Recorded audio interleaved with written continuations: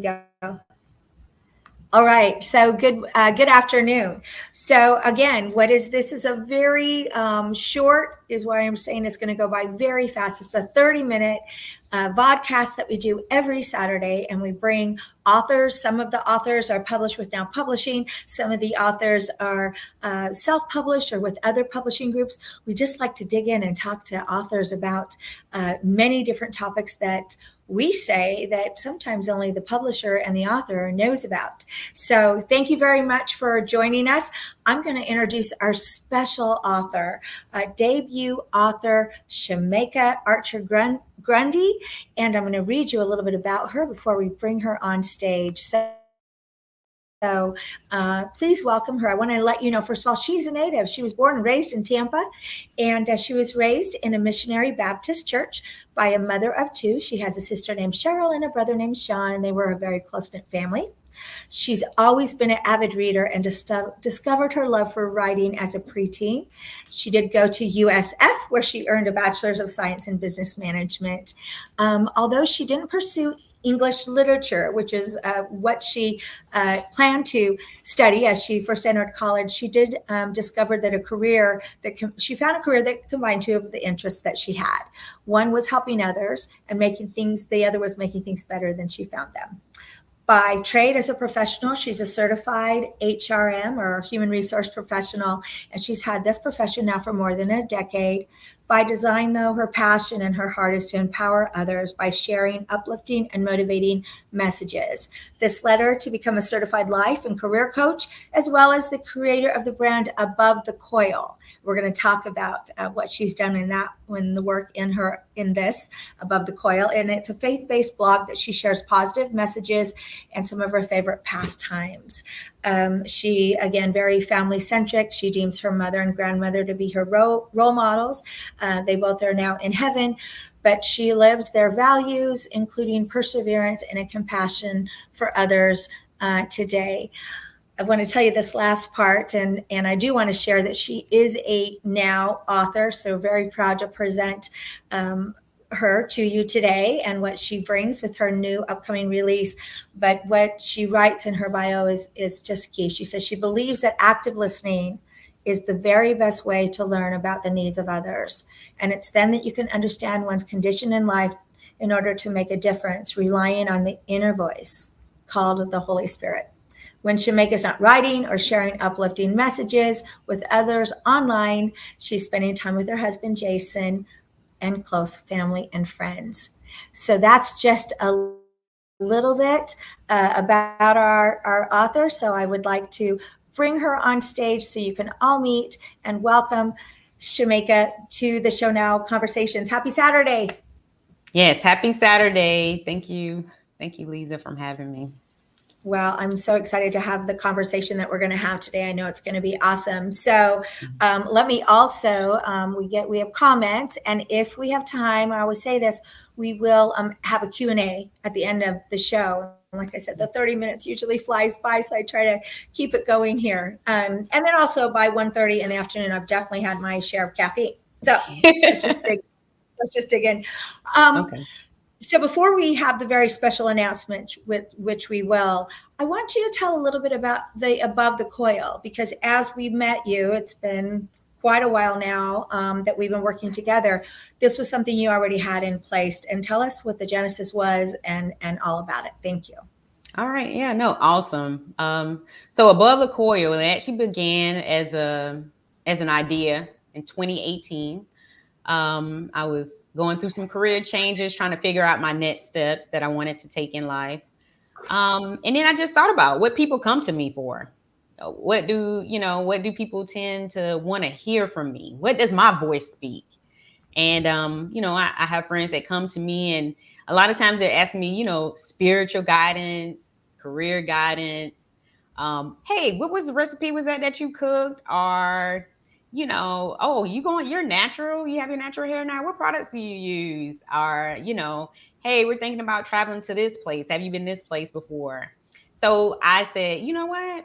Let me just show what I do. I had Instagram at that time, but I didn't use it necessarily for those purposes, pictures here and there out and about with family and friends. But I started to share. What I feel like are messages from God, for me to share with others. Scripture, I started sharing when I'm traveling with my husband, hanging out with my friends, recipes like cooking that I was doing, my hobbies. And that's really what Above the Coil is all about. The coil, where I got the coil from, it did have kind of two puns to it. One, my hair, I'm natural, I'm straight hair today, but normally when you see me, I have like a little curly fro. And so I said, wow, I'm talking about my hair, the coils, but I'm also talking about life. And that's what life is. Life is full of coils. And I looked at the definition of coils, and that's what it was saying pretty much is, the spinning around or going around and around the daily, just daily ongoing ring. And I think of that as the things that occur in life, all the different experiences that we have. Some we never saw we would enter, seeking for guidance. So that's where I got Above the Coil. It comes from above, and it's above is where you can find, salvation and knowledge and wisdom to get through the coils of life. So that is Above the Coil. That's how the idea came to be, and that's what I'm doing. And now I'm venturing out. I want to help people. I want to teach people how to build their own relationship with God. Yes, and thank you for explaining the Above the Coil. And I know that if you Google that, you've got the great YouTubes and the blogs and all of that. And I'd never thought about that idea of that. The world is that continuous coil, and in my world it's a continuous spiral, because we do spiral bound, which is the coil. So that's super fun and great, and thank you for explaining that. So yes, as you said, you're venturing out, so let's go ahead and just dig right into it. So we are announcing that your debut book is releasing this Wednesday on the 18th at 7 p.m. We're doing a virtual Facebook Live event. And congratulations on becoming a published author this Wednesday. Thank you. It's not a small feat. In fact, and let me just, I'll drop the title right now. We've got some graphics and we're going to share the link a little bit later, but it's called Reconnecting with God, a journal. And actually the first journal and the second journal. So we know that one of the ideas in journals is people, will buy it and work through it. And when it's done, they're like, okay, I need the next one. So we're already starting with 2 journals. So I'm very proud of you for that. And just to throw it out for those of you that are watching, will watch the rebroadcast of this, if you have an idea of a book that you need to publish, or maybe you're working on one, very many times we meet people that have been working on a book for years and years and years. There's a nice statistic, and you can all Google it, but it's something like of 1,000 people that want to write a book, and I might be off a little bit, it might go to 30 people that actually finish it, and then I think it goes to 6 people that publish it. And I think 6 was the number out of 1,000, but the percentage of people that actually publish a book was something like 0.05 of the population. So congratulations on being in that percentage as of this Wednesday. It's not a small feat, and it's a great accomplishment. And tell us about this. Tell us about your journey to get to this Wednesday and where you're at right now, which is the final part of the process. Share your process. To people that are interested. Thanks. All right, awesome. Yeah, so my journey to get into this place, I kind of got teary-eyed. You probably saw it a moment ago. Well, one, because October 18th is my mother's birthday. So I was very intentional about that, because I know she watches over me. And with that being said, just speaking to, what, my whole process getting to me here. Again, I thought about what people come to me for. And I think the earth is crying out. I think the people are crying out, Lisa. I'm going to just be honest with you. I think everybody is in a place where they're trying to seek wisdom, where they're trying to figure it out. Some don't even know who God is, and they desire to know who God is for their self. And it looks different. I was raised in a traditional Baptist church, like you mentioned before. And some people sometimes feel like, maybe, that's what the relationship with God looks like. And so I'm here to tell you, it is a relationship. It's not about religion. It's about relationship. And that's an intimate thing that only you and him can have. So I know for me, I've always read the Bible, and I found myself, I was already a book nerd since I was in elementary. So I can get into it and I can start to see the stories and they jump out at me and I'm like, oh, because it's just some interesting stories in there that you can read on people who dealt with things that we deal with today. And so I was like, wow, it's something, it's so much in here. And I realized people didn't know that. So I was like, well, where does that first come from? Like, just first, the understanding first comes when we come into tribulation, right? And then the next thing is, wisdom. Where do I go to get that? And then the next thing is pure. For different people, it's different thing. But it's like, okay, God, how do I hear from him? And that's the question I've heard plenty of times. So what reconnecting with God truly is it's just about having that person to either reconnect because they maybe lost connection, or for them to reconnect because at the center of the ball, we come from something greater than us. So we're plugging back in, we're reconnecting back with him to get that wisdom. And so for me, the basis of having a relationship with God is prayer. So that's what this prayer journal book, because it's really a journal book, because the reader will be doing the work as well, is set up for them to create and figure out what that relationship is for them. It's just a beautiful offering, and it is a prayer journal. And what I had done a post, and I had a really good friend of mine does something called two-way journaling. And the idea is, she's just a rock star. She needs to publish a book. She's one of my friends. I've been telling her this. Your journal, your prayer journal, is this idea that you just start, you introduce a characteristic of God, really, and you introduce it, and then you ask the journalist, right, or the person that bought the journal, to spend time that week on that particular subject. You also provide a very beautiful prayer. You give them the prayer and the words. And what I love is your prayers are so, they're not these huge, lofty prayers. They're just very succinct, and they have a beautiful ask. And God asks us, he says, how much does he say? Knock and it shall be opened, ask. And we have there's the story. I'll never forget that story of the judge and the widow that comes in and bothers the judge every day. Finally, the judge says, okay, you got it. And in business, I call that the squeaky wheel. Right. And I mentor people all the time, don't be afraid of asking for the job you want over and over. Be the squeaky wheel. And I know I've hired employees because they were.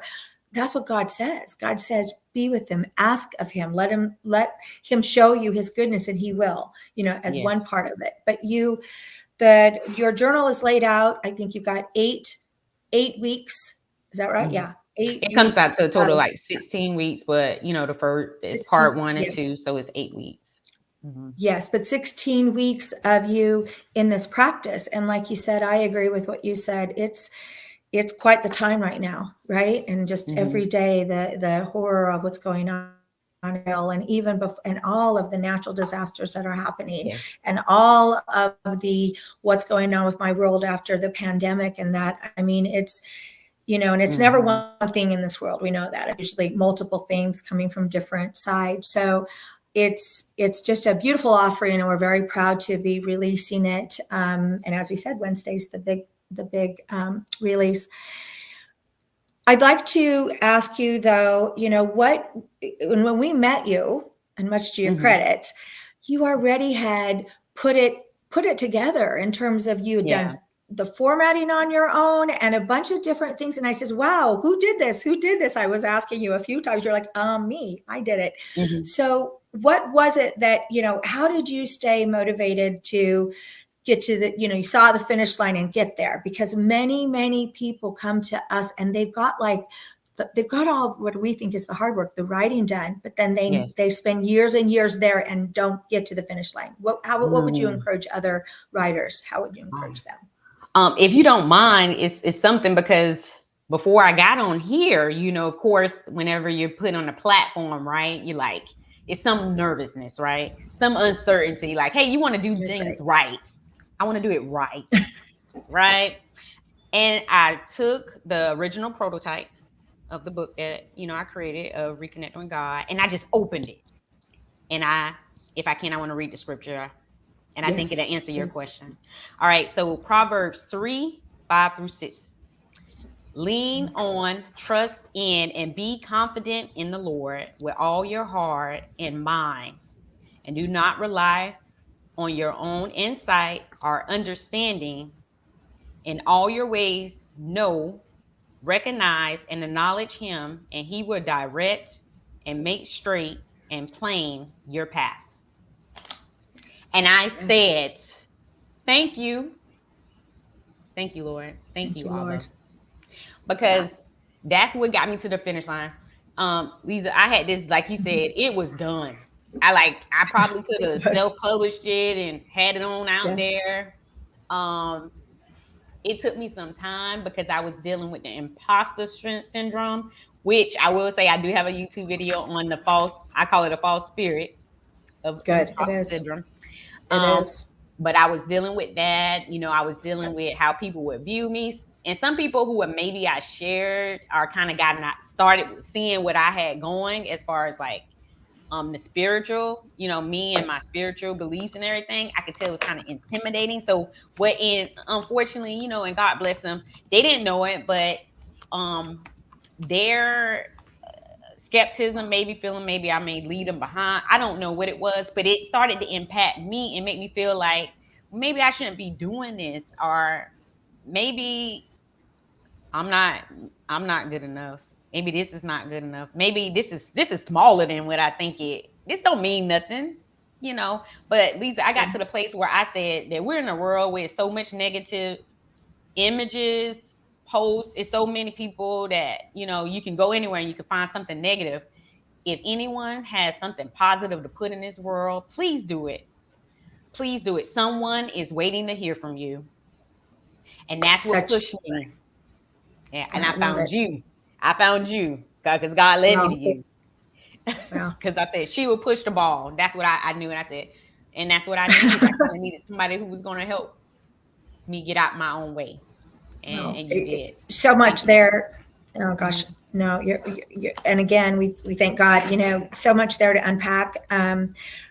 I just posted that, yeah, that imposter syndrome, and all of us have it, right? It's that, what is there, the faith or the fear, and the fear Mhm. is the doubt and the enemy planning things. And even now with certain things, I feel like I'm very strong. I'm with him. I know what I'm doing. I know what I need to do for him. All things are led by him, but I still every once in a while I'll get that little fear Yeah. thought, and I'm like, and then it takes me a minute to recognize what it is. And I love it. I love what you said. You said if most people have heard the voice of God in some way, a whisper or something, and it's then, okay, what do Mhm. you do with it? Do you say Yes. that was him? Go for it. Like I said, if you have something good to share in the world, do it. And you definitely have. I want to talk a little bit more about that when we get closer to the end. I would like you to just, if you don't mind, just talk about how fabulous your mom was, and it's a pretty recent loss for you, for sure. I mean, it's and what there is no timeline in when you lose someone you know, to go through the different stages and that. But I would like you to just talk about her for a moment, how lovely she was and great. Oh, thank you. Thank you for that, Lisa. I really appreciate that. Sorry, my ear. So just talking about my mom, she was a single mother, but I must definitely say she had that nurturing side as a mother to like lightly correct you. But she also had the ability to correct you, but it was clear and defined as a father would be. I was blessed. I had uncles, that were active in my life Right. that I could lean on in that, that paternal role too as well. But my mom, we watched her, my brother and myself, and just how she handled people. I remember on the day that we buried her, it was so many people that were just turning out and they had nothing but to say, your mom always spoke like just good words into me. I mean, I had so many people telling me that when I was coming up, reading and stuff, my mom would sit and she would just watch me. and she would just tell me things Mm. like, you know, if I was your age, I would have, and you grew up in my time, I would have wanted you to be one of my very close friends. I would wanted you to be my friends. We would have been friends. So my mom said I certain things like that pressed into me, and just she had a compassionate heart. It didn't matter what, walk of life.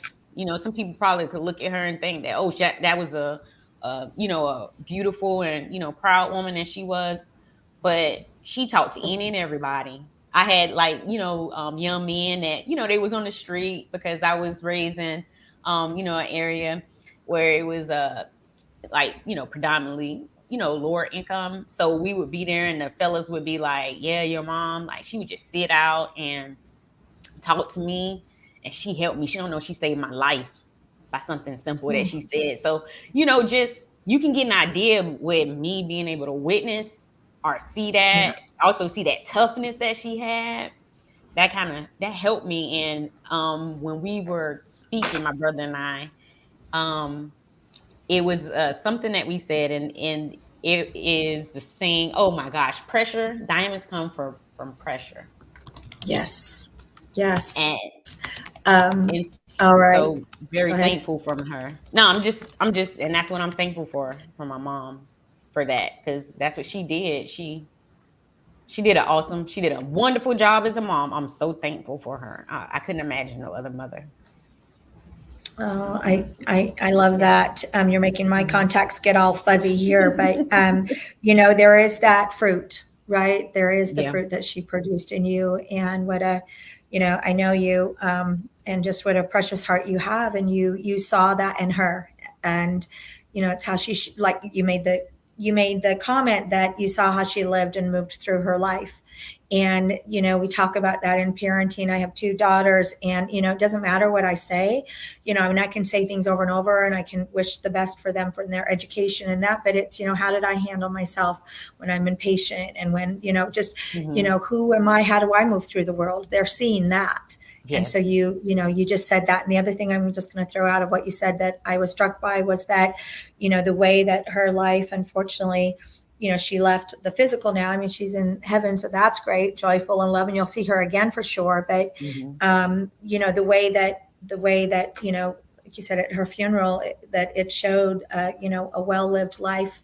It was so evident there, and a well-lived life at the people that said how she impacted them and what she did. And there's the power of words.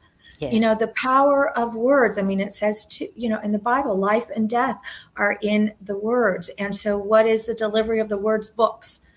So again, Mm. encouragement for anyone that's listening to this and watching this, finish it. Finish it. Finish what you believe inside that you've been um, purposed to publish. Just so we encourage you, not just because we're a book publisher, but we believe in it. So, Yeah. um, such greatness. Can So, all I right. can I So add something let's to that talk. too, Yes, Lisa? please.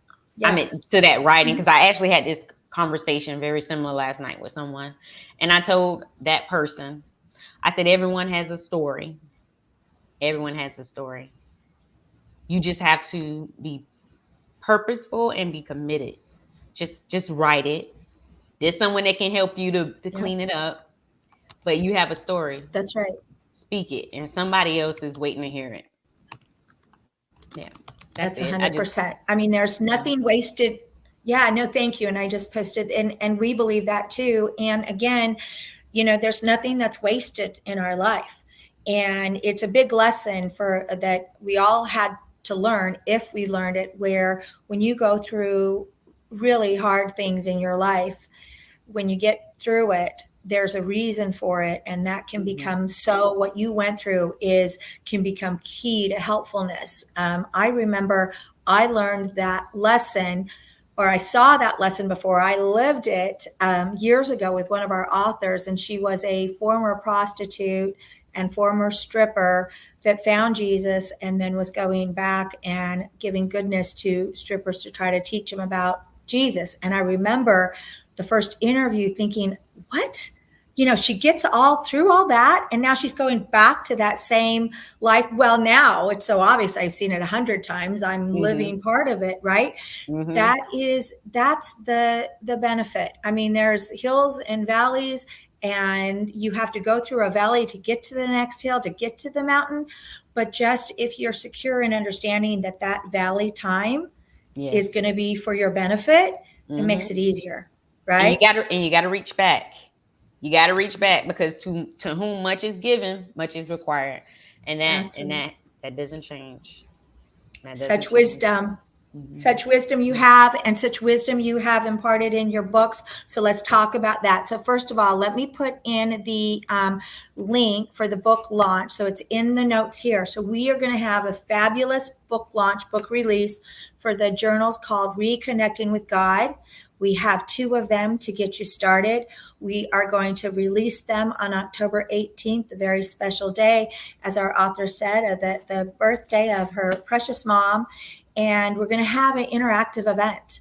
So there's the link. You also can buy and pre-order your journals at, I'm going to put this in the notes right now, reconnectingwithgod.org.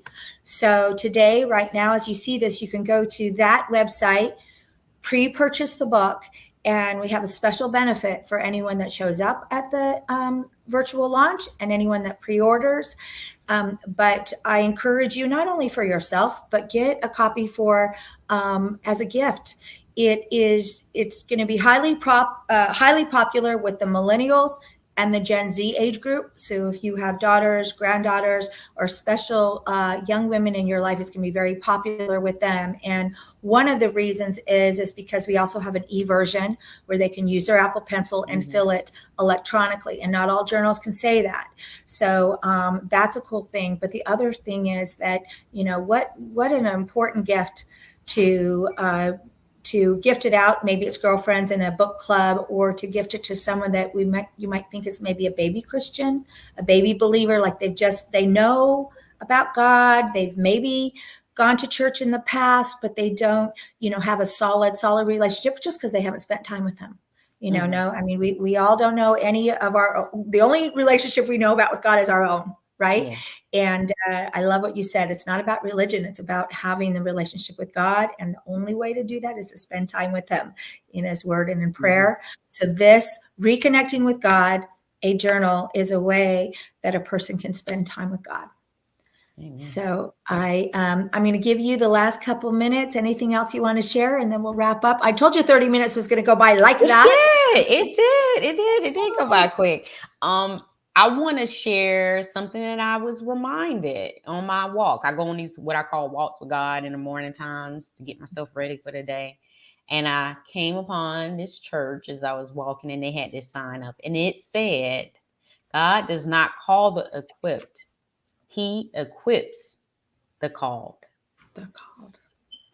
So what that means is, don't just rely and think on yourself, what you can or cannot do. If he put something in you to do it, if you have a thought and it's of a higher purpose, he will give you everything that you need to get it done. So just make the first step and he'll take the rest. So that's how I want to end it. I love ending it with equipped the called. There's the hashtag for the show. So, all right, everyone. I need you to sign up. It's in the link there. Join us this Wednesday, 7 p.m., Facebook Live. Shemeka is going to read part of an excerpt from her book, and we're going to have a great discussion and just support her in what she's doing. And thank you for watching today. Also join me this Thursday night. We have our LinkedIn audios called Let's Talk Books and book promotion and book publishing. And now you know a friend in the publishing business. So reach out to me, Lisa Marie Garcia with Now Publishing. And thank you so much for being one of our Now authors. And congratulations to me. Thank you. Thanks everyone for joining. Have a great weekend, everyone. You're welcome.